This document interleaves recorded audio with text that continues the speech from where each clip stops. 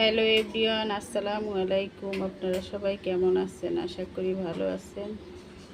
এই তো আজ আমি রান্না করব ব্রয়লার মুরগির গোশটাকে কেটে ধুয়ে পরিষ্কার করে নিয়েছি।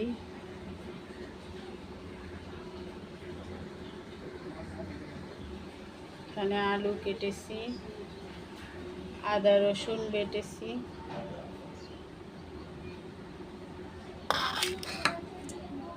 এই যে পেঁয়াজ কাঁচা ঝাল কেটে রেখেছি।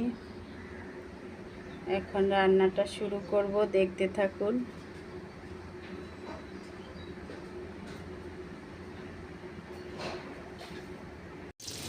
কড়াইতে তেল দিয়ে পেঁয়াজ কুচি দিয়ে দিয়েছি।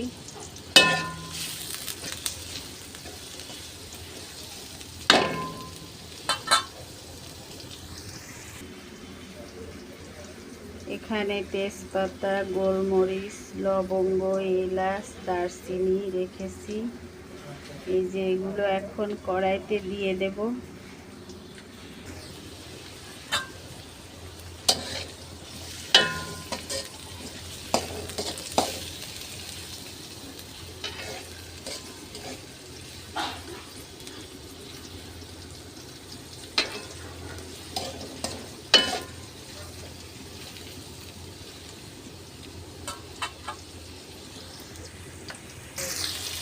পেঁয়াজটা ভাজা ভাজা হয়ে আসলে আদা রসুন বাটা দিয়ে দিয়েছি। এই যে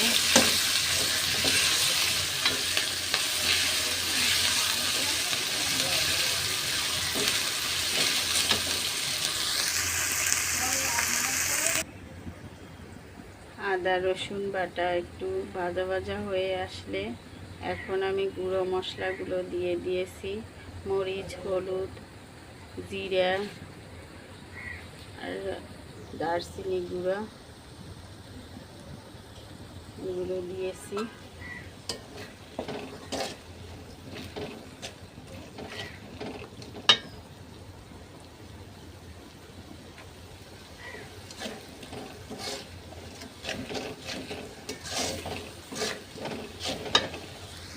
এগুলোকে ভালোভাবে কষিয়ে নেব।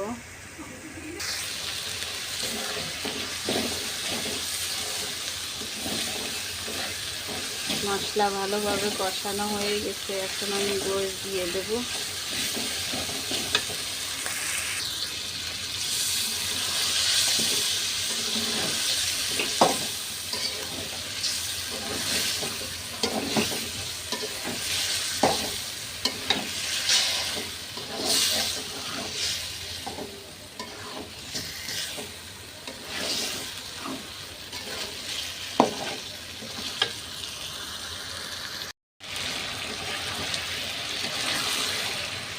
আলু দিয়েছি।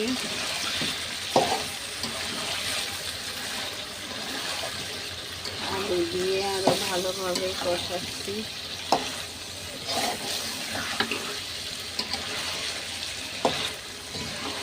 গোশের তরকারি অন্য তরকারি যাই হোক না কেন, কষানোর ভিতরেই স্বাদ। যত ভালোভাবে কষাবেন আপনার রান্নাটা অনেক স্বাদ হবে, খেতে ভালো লাগবে।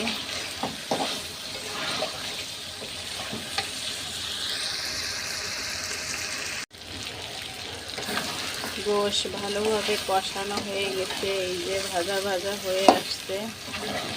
এখন আমি ঝোলের পানি দিয়ে দেব।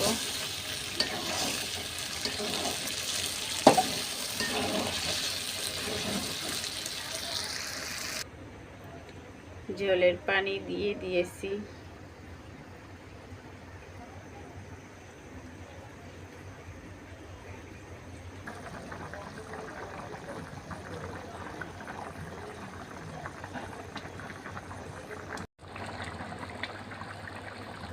হয়ে গেছে আমার গোশ রান্না। এই যে ঝোল কমে গেছে, এখন তুলে ফেলবো।